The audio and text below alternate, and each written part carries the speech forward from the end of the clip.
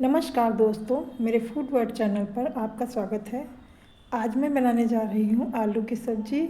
और वो आलू की सब्ज़ी बहुत ही अच्छी, बहुत ही स्वादिष्ट, बिल्कुल पनीर से भी अच्छी सब्ज़ी बनेगी।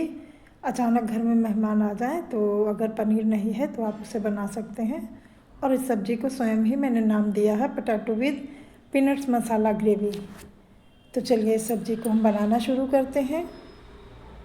तो सबसे पहले हम सब्ज़ी के लिए मसाले पीस कर तैयार करते हैं।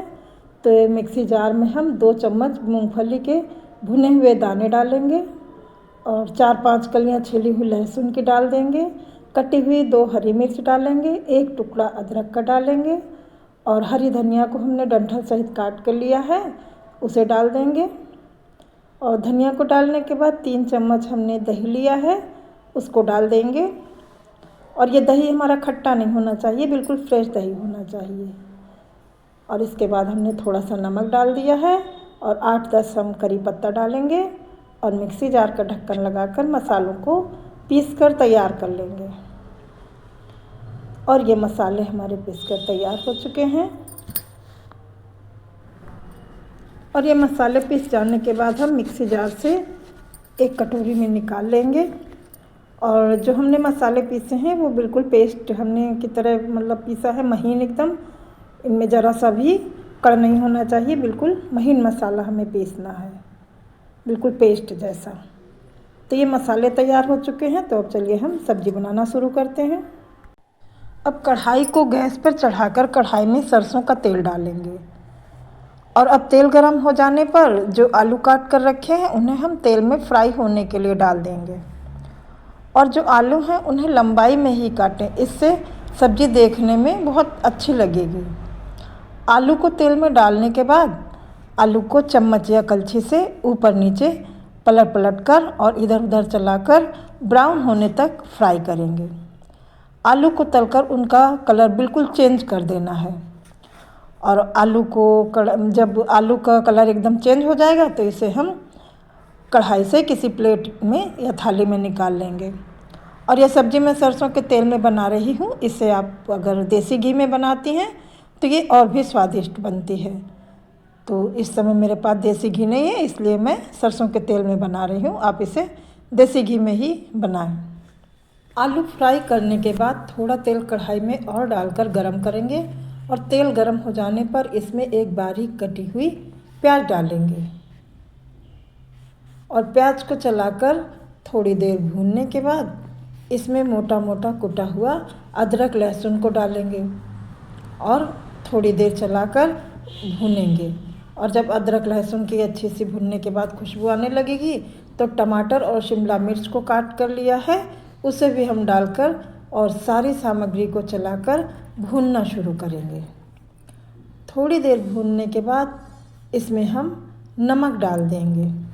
और नमक हमने पहले मसाले पीसते समय भी मसालों में डाला था, इसलिए नमक उसी हिसाब से डालेंगे, नहीं तो सब्ज़ी में नमक ज़्यादा पड़ जाएगा और सब्ज़ी का टेस्ट खराब हो जाएगा।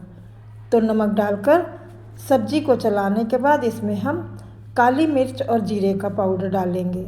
पर हमने जीरा और काली मिर्च को सिलबट्टे पर पीस कर लिया है, क्योंकि ज़्यादातर मसाले मैं सिल पर ही पीस कर डालती हूँ। यहाँ पर मैंने 15 काली मिर्च और आधा चम्मच जीरा पीस कर लिया है। जीरा काली मिर्च के भूनने के बाद जो पीनट्स मसाला हमने पीसा था उसे डालकर मसालों को लगातार चलाते हुए भूनेंगे। और भूनते भूनते मसालों ने तेल छोड़ दिया है। तो इसी समय जो मसालों का पानी जो हमने मिक्सी जार धुला था वही, और सिल पे मसाले पीसे थे धुला था, वही पानी इसमें हम डाल देंगे। और पानी डालने के बाद ग्रेवी को चला देंगे और ग्रेवी को 2 मिनट के लिए ढककर पकाएंगे। अब 2 मिनट बाद ग्रेवी अच्छी तरह से उबलने लगी है।